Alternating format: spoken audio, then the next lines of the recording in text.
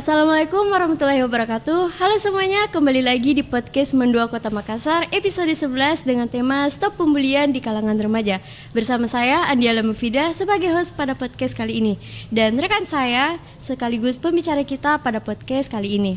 Hai teman-teman semuanya, perkenalkan nama saya Alisha dan saya sebagai Ketua Umum PIK Remaja Renaissance Mendua Kota Makassar periode 2023 dan 2024. Sebelum lebih lanjut ke pembahasan, saya ingin bertanya kepada Alisha. Kan Alisha itu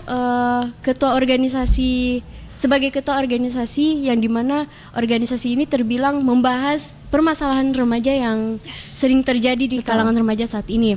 Dan tidak lain itu, kasus yang paling sering muncul adalah kasus pembulian. Jadi pertanyaan saya di sini, seperti apa pandangan Alisha terhadap kasus pembulian yang marak terjadi di kalangan remaja saat ini? Apalagi kan kita ini ada di era digital, yang dimana orang itu bisa semena-mena, bisa lewat dari HP dan lain sebagainya. Oke. PIK Remaja sendiri itu kepanjangannya Pusat Formasi dan Konseling Remaja, yang dimana organisasi kita ini berfokus pada tadi yang dikatakan mengenai masalah-masalah remaja, dan juga kita mengedukasi tentang isu yang ada pada remaja.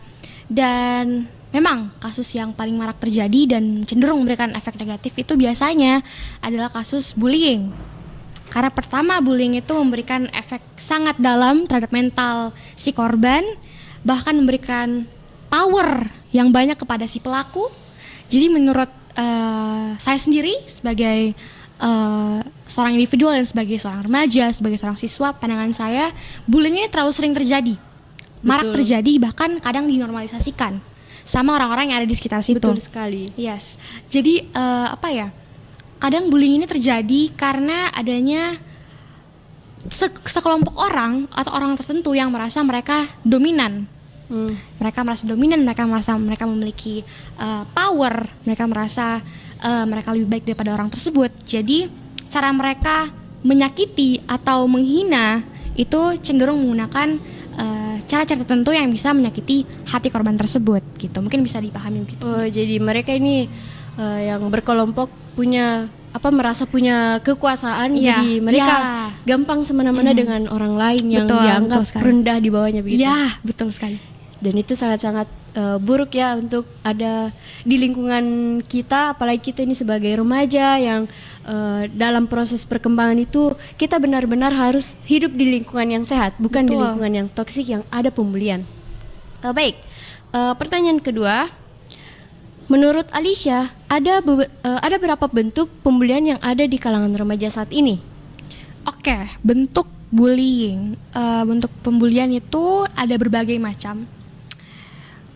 Cenderung misalnya bentuk bullying secara verbal, kata-kata itu mungkin marak terjadi, sering kita rasakan mungkin. Iya. Lalu bullying secara fisik, biasanya terjadi pada cowok, biasanya laki-laki, biasanya karena mereka secara emosional cenderung lebih keras dibanding perempuan. Lalu selain itu bullying secara sosial bisa termasuk cyberbullying yang ada di sosial media atau sosial yang memang ada di lingkungan orang tersebut. Mungkin itu kira-kira. Jadi ternyata jenis pembulian itu ada beragam ya teman-teman. Bukan hanya pembulian secara melewat kata-kata, ada juga yang dalam bentuk kekerasan dan juga cyberbullying yang dalam di internet. Ya, yang biasanya terjadi di internet atau media sosial manapun. Jadi pertanyaan selanjutnya, dalam pembulian pasti ada dampak negatif kan? Nah, pertanyaan saya, apa saja dampak negatif tersebut yang muncul akibat kasus bully yang sering terjadi ini? Oke. Dampak negatif. Mungkin tadi sebenarnya saya lupa sebut satu bentuk bullying, yaitu bullying emosional. Jadi secara emosi diserang. Jadi korbannya diserang secara emosi, baik melakukan perlakuan, baik dalam segi perlakuan, action maupun kata-kata, ini memang korban diserang secara mentally. Dan dampak negatif yang paling sering pasti akan terjadi ketika seseorang dibully adalah secara mental pasti akan terganggu, lalu hilangnya motivasi untuk pergi ke sekolah, simpelnya mungkin, dan menurunnya secara akademik, bahkan mereka mungkin akan cenderung mengurung diri dan menjauh dari keramaian, dari orang-orang yang harusnya mereka ajak berteman misalnya. Apalagi kita kan sebagai makhluk sosial gitu, mereka cenderung lebih introvert biasanya, korban-korban bullying. Jadi dampak negatifnya nih dari pembulian sangat-sangat buruk ya, bahkan bisa menyerang mental korban tersebut. Jadi saya harap semoga kita sebagai remaja saat ini bisa meminimalisir kasus pembulian yang ada di Indonesia terutama, karena kasus pembulian di Indonesia itu sangat-sangat tinggi nilainya, nilai tingkat akurasi kasusnya. Jadi pesan saya kepada teman-teman sekalian di rumah yang menonton video ini, jangan pernah melakukan pembulian, karena kita tidak pernah tahu apa yang mereka rasakan sebagai korban ketika diri mereka mendapatkan perlakuan yang tidak enak atau seperti pembulian dari kita. Baik, masuk ke pertanyaan selanjutnya. Bagaimana tanggapan Alicia apabila seorang pelaku pembulian ternyata dia pernah menjadi korban bully di lingkungan sekitarnya? Oke. Menurut pengalaman pribadi mungkin ya, Iya. kita ambil pengalaman pribadi. Dulu saya juga sempat merasakan menjadi seorang korban bully misalnya. Dan itu merupakan efek yang sangat dalam bagi saya secara mental, bahkan bagaimana secara saya bergaul kepada orang-orang, cenderung memilih teman, dan itu merupakan sebuah cara yang memang bisa saya berikan tips bagi teman-teman yang merasa pernah merasakan tindakan bullying. Dan kalau ternyata sang pelaku merupakan korban bullying, bagaimana kalau misalnya itu terjadi? Nah, ini biasanya terjadi karena rasa sakit. Simpelnya rasa sakit yang belum sembuh. Jadi itu jadi siklusnya terus berjalan. Sakit yang saya rasakan, saya lampiaskan ke orang yang ini, belum sembuh, lampiaskan ke orang yang lain. Dan saya rasa peran orang tua, peran orang-orang yang ada di sekitar, peran-peran guru-guru yang ada di sekolah, teman-teman yang ada di lingkungan sekitar perlu betul-betul mengambil peran dan sadar. Jadi bagi saya di sini, karena cenderung orang-orang yang melakukan tindakan bullying itu mereka kurang menyadari bahwa apa yang mereka lakukan itu sangat memberikan impact yang besar kepada orang yang mereka bully tersebut.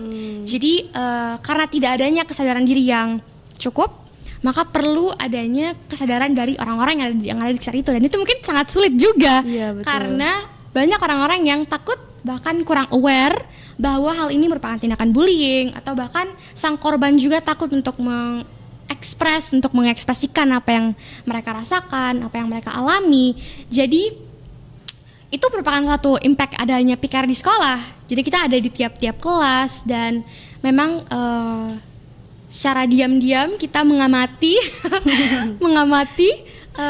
kasus-kasus bullying yang terjadi khususnya di kelas-kelas. Wah, keren. Gitu. Jadi itu dia dampak pembulian ya. Dari pembulian tersebut yang terjadi kepada korban, sehingga korbannya itu bisa menjadi pelaku juga karena rasa sakit yang dia pendam selama dia mendapatkan perlakuan yang tidak enak selama ini. Betul. Jadi saya sangat berharap teman-teman sekalian jangan ada yang pernah melakukan pembulian. Baik, lanjut ke pertanyaan yang terakhir.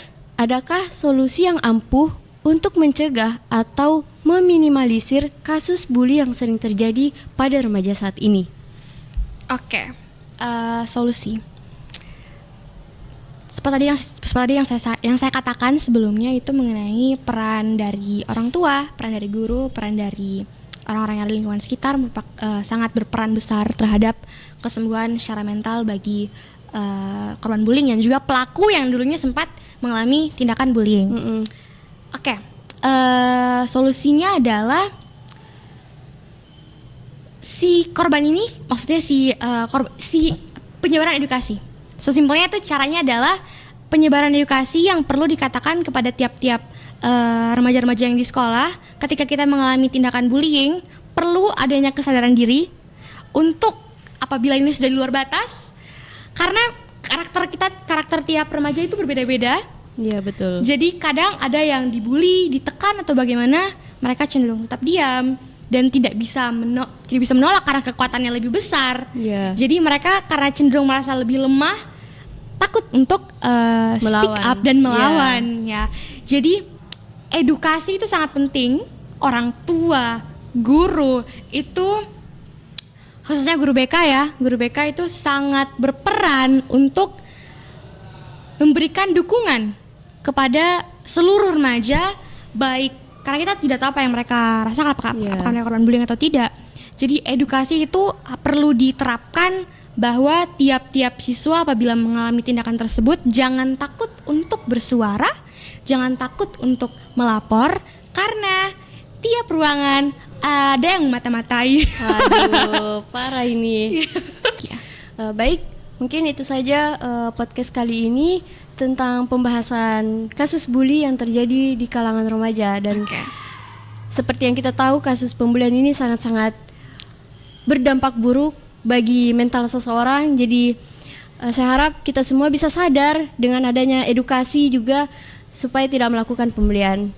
Saya ucapkan terima kasih kepada narasumber kita kali ini. Sama-sama. Saya tutup. Wabillahi taufiq wal hidayah. Assalamualaikum warahmatullahi wabarakatuh.